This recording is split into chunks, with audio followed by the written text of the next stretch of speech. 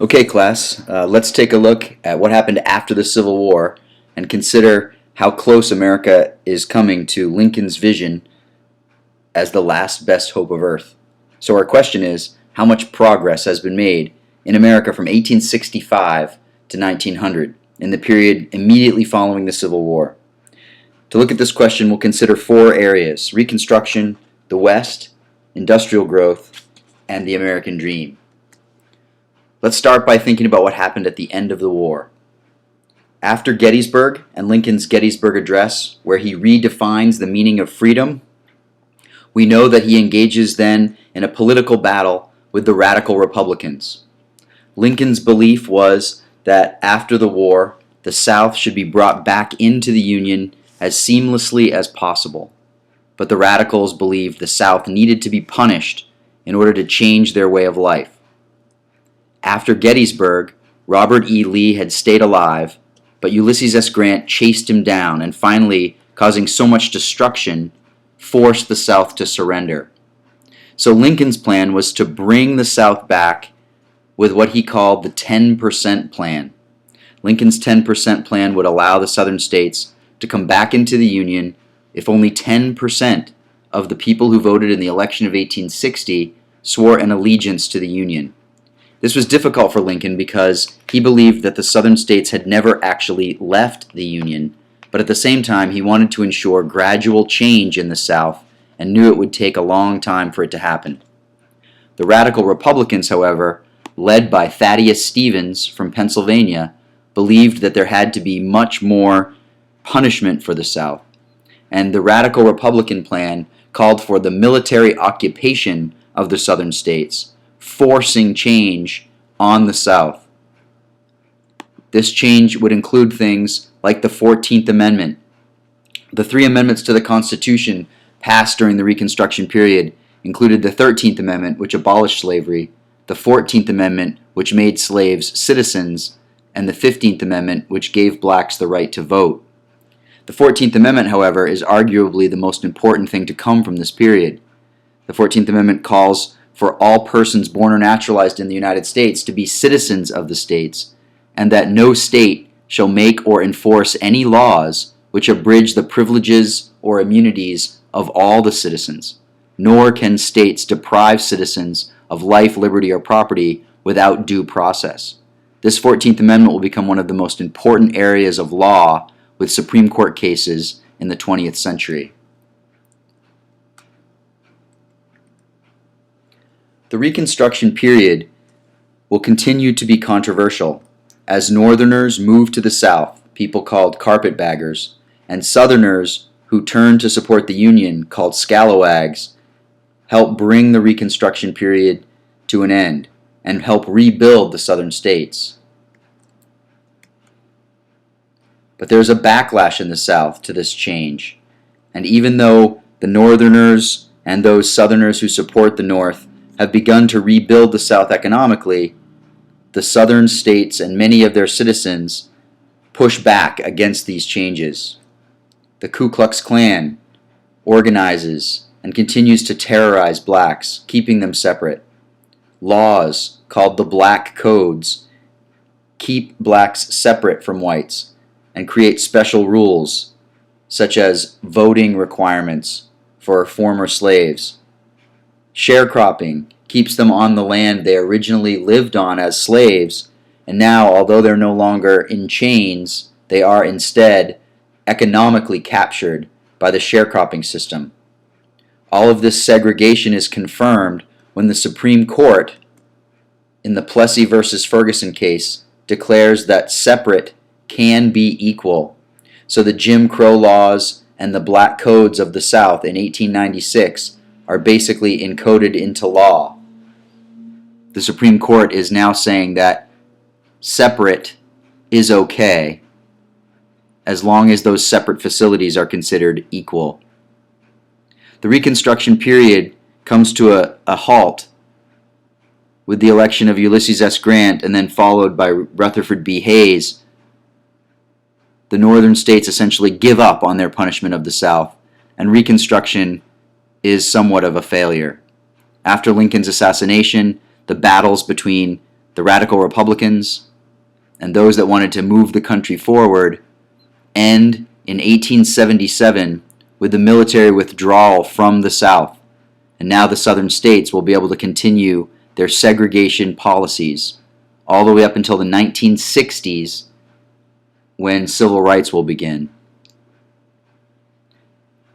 It's important to consider this failure of Reconstruction after all the turmoil of the Civil War and Lincoln's vision of America as the last best hope for freedom and equality.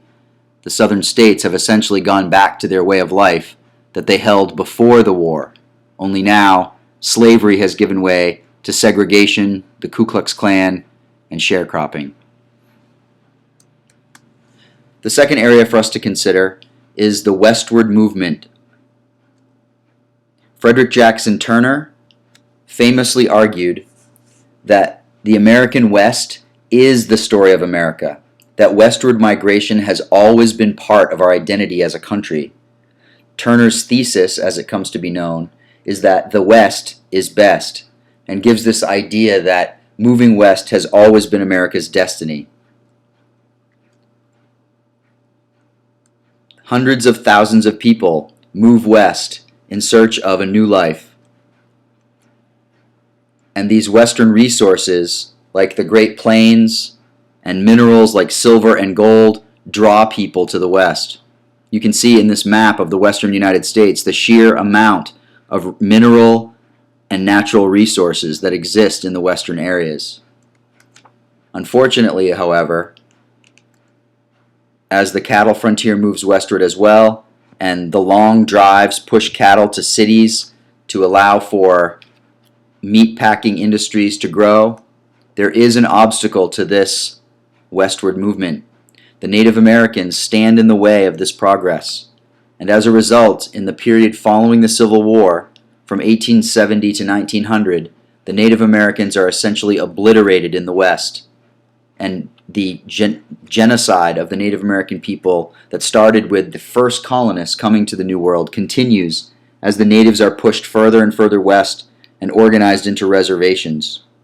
Famous events like Custer's Last Stand, where the natives take out an entire regiment of U.S. officers, become iconic in the East. Everyone learns about these Indian battles and the savages that are stopping American progress. Ultimately, in 1877, the Dawes Act is passed, basically breaking up these Indian tribes and selling their land to Easterners. But through this all, capitalism sells the West. This idea that the West is best continues to draw people westward. Buffalo Bill's Wild West shows become incredibly popular in the East, with fake Indian battles entertaining thousands of people and making people believe that the cowboy is an American icon. This idea of the cowboy will continue all the way through the 20th century as America's image in the world. The third area to consider related to progress is the industrial growth of the country. Following the Civil War, the railroad industry in particular helped spark the growth of numerous industries like oil and steel. The Union Pacific Railroad and the Central Pacific Railroad will spark enormous industrial growth in the country. This map shows the railroad lines stretching through all these western territories, bringing new people and resources out into these western areas. This famous picture of the last rail being laid, where the Union Pacific connected with the Central Pacific, for the first time now connecting the East and the West all the way to California. The Golden Spike still exists in the museum, where the last spike was laid for this famous rail at Promontory Point, Utah. All this industrial growth gave rise to enormous success for four specific capitalists: John D. Rockefeller, Andrew Carnegie, Cornelius Vanderbilt, and J.P. Morgan, the four most famous capitalists in American history, the men who many believe built America for the 20th century. These robber barons, as they come to be called, are going to be enormously important for the 20th century's economic development. Let's look more specifically at each. Carnegie Steel, developed around the idea of the Bessemer process, which made steel more pure and stronger, gave Carnegie his great wealth.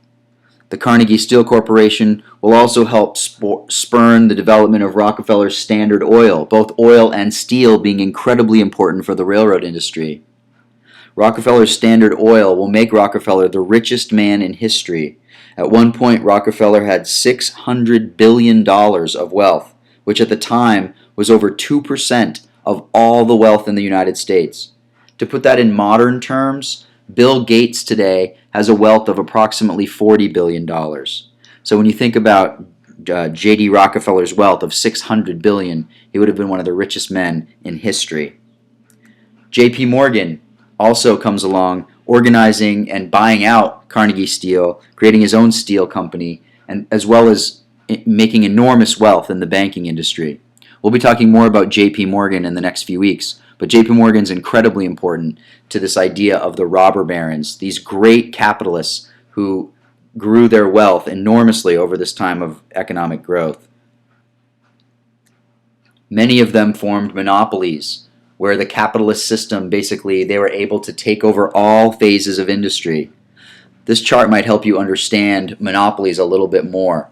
You can see here vertical and horizontal integration. So if you think about the car manufacturing company, and using cars as an example, if you look at the horizontal line that says manufacturer across, you can see that a monopoly in horizontal integration would be if a car company bought all different makes of cars.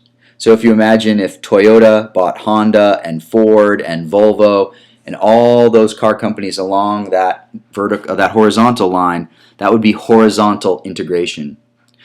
But if you also then add vertical integration by owning the companies that make the raw materials like steel or rubber for the tires, or you create a shipping company, or you own all the car dealerships, that would be vertical integration.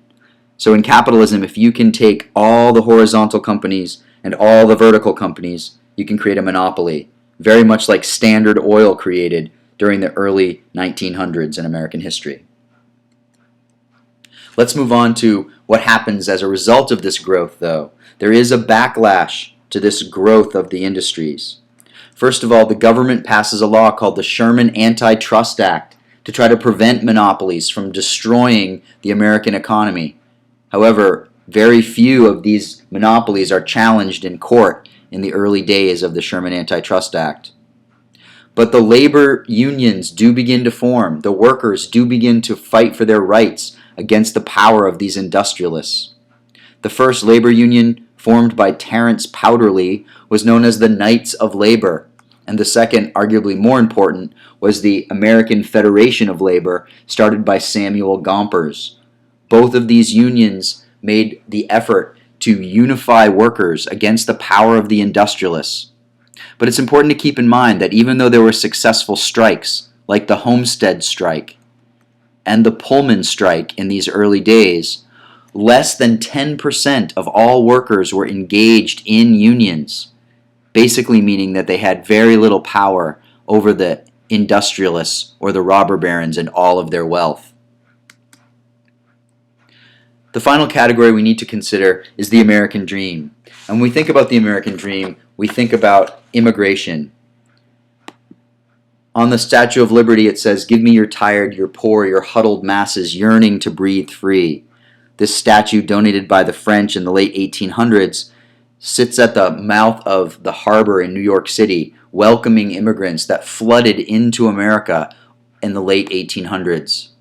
From 1870 to 1920, the population of the United States went from 31 million to 92 million. This is an incredible increase in population and will fundamentally alter not only the foundations of America, but the American dream as well. The whole idea of the rags to riches story of immigrants coming to America and finding their way and becoming wealthy will draw millions to our shores. This chart gives you an example of the immigration patterns in the United States from the mid-1800s all the way to the present day. If you note, the light blue are the Northern and Western Europeans. Those would be people like Irish immigrants, Polish immigrants, And you can see how many of them came to the Americas from 1860 to 1900. You can also see how many Southern and Eastern European peoples came as well. Those would be people from Italy, for example. Now notice the pink is Asia. The Asian immigrants will come around 1900 to help build the railroads. If you consider the comparison of immigration from the early 1900s to the present day, if you take a look at 1870 to 1920, you can see the enormous number of immigrants, over 900,000 immigrants during that period of time. And then over to the right, you can see the influx in the orange area of Mexican or Central American immigrants that will be our current immigration issue when we consider the more contemporary American history. But these immigrants will help fundamentally shape the changes that happen in America. First of all, American cities will be flooded with these immigrants. Places like Boston, New York, Philadelphia will grow rapidly during this time, and huge factories will form to employ these people and churn out new industries that will help America grow. Skyscrapers will build cities upward as more and more people come. Places like the Flatiron Building, which we're going to see when we travel to New York City, but one of the first skyscrapers that allowed for the upward mobility of these buildings in these rapidly growing cities. But at the same time, these poor immigrants would be housed in horrible living conditions in the tenements of the Lower East Side. And you can see here the flood of immigrants that would come in, bringing huge cultural diversity to America's cities. Politicians would take advantage of these immigrants through what's known as the political machine. Political bosses like Boss Tweed would welcome immigrants and provide them with very low-paying jobs in exchange for the promise that they would vote for them in upcoming elections. This political corruption allowed for these bosses in these big cities to control the political system and take advantage of immigrants who knew very little about the American political system. Okay, class, so as you consider all these areas of change after the Civil War and how they relate to either promoting or hindering progress, if you think about the factors that ended Reconstruction, that led to the development of the West, that promoted industrial growth and the power of the robber barons, and the American dream that called many immigrants to the country and more than doubled the population at the end of the 1800s. If you think about all the facts that are presented in chapters 12 to 16 in the American's iPad textbook, one of the real questions is how common people reacted and responded to all of these things. One key idea to consider as we move forward is this idea of bottom-up change. We start to see common Americans form unions, promote strikes, fight back against the powers of big business. Farmers in the West start to organize against the crimes of the railroads, against the common people. And it really comes down to the question of social Darwinism versus socialism. Social Darwinism being the idea that the wealthy are rich because of natural selection, that they work harder and therefore deserve the wealth that they have. It's an excuse that the robber barons use to keep the poor down. But over time, we start to see how those have-nots, the many losers that are fighting against the haves, begin to organize and demand that the government provide them with a social safety net. That rise of socialism will mark the great conflicts of the 20th century between the haves and the have-nots in American society. So as we begin to consider the beginning of the progressive era, this time of great change and progress, and the rise of liberalism in American society, we have to remember where it comes from in this early 1900s era of bottom-up change. I hope you were able to understand all the key facts from this period of American history, and that this helps as we move forward to start to discuss the 20th century and all that it brings for American history.